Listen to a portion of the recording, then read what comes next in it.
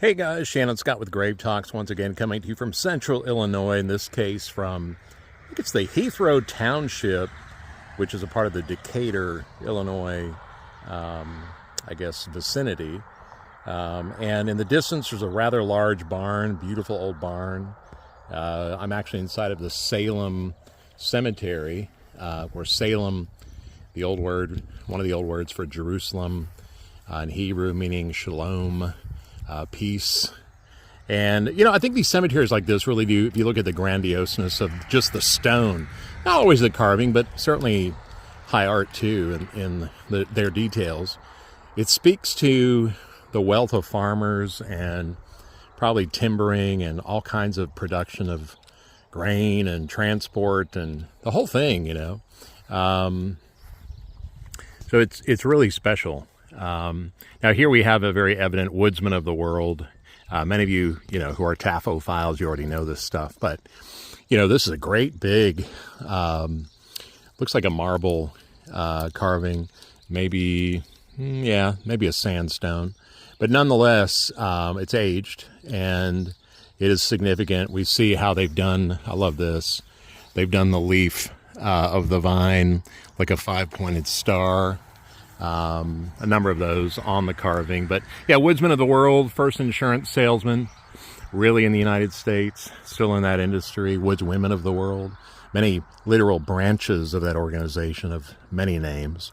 But we see the parchment paper, of course that's the death bill done up kind of like heavenly scroll.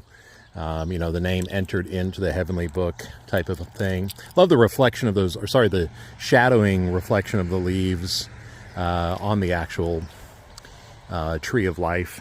Of course, always cut short to show that it was never enough, never long enough as a life. And of course, the mourning. But that is a real sturdy guy. I mean, look at my hand to the tree. That's, 6 feet tall, over 6 feet tall. You don't always see them of that height. Big braided rope, a lot of kind of broken branches too, probably to show the mourning. We see the yucca plant here. Looks like we missed the flowers on those, but stinging summer. Oh, here are a few. Yeah, the yucca plants are blooming. Amazing. More to come. This is one of those middle of nowhere cemeteries. Somebody takes care of it, putting love into it where, I don't know if there's a foundation for this Salem cemetery or not. But it used to be home to the Divine Voice Ministries. And I would say this church was probably in use 10, 20 years ago. But it's just interesting, at the top of the hill here off of the road, middle of nowhere, you got to have like maybe a 70s church.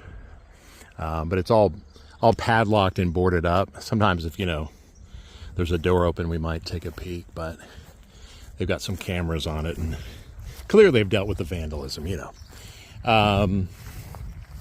Just kind of walking along here, see a little more of the scope of the cemetery. I know it's real bright out, so I'm not probably seeing this as well as you are. But there's one fantastic marble monument in here, very, Byzantine architecture. Again, marble, so it's weathered as they do in wintry places, with the urn and the flame at the top. Kind of the, we'll call it Byzantine styled bell tower, if you want. Somewhat of a inverted urn here. It used to be, the other way, but it broke, and that's how they placed it up in there. It's the Fletcher family. What really stood out to me was the scythe, or the thresher, the hand scythe with the wheat in the archway of the trees of life. That's just cool. You don't often see that expressed that way. You see those types of details individually, but not always of that design. But yeah, notice how it's bundled up. It's got, let's say, the bundle tie around it with the scythe inverted to show that the worker is done. The harvest has been sown. It has been reaped and nobly done. The blade all tied up there too, ready for the, let's say, transfer, the export. But really cool. I mean, it looks like a really vibrant, bunch of wheat. So that's neat. So yeah, I don't know anything about the Fletchers. Again, we hit these cemeteries kind of on the random, the fly. But, someone mowing it, taking care of it as much as they can. But yeah, this is the Salem Cemetery here outside of Decatur on the way to Springfield. So all you got to do is turn down Bulldog Road, by the way, if you want to come see it. But kind of a neat name, Bulldog Road.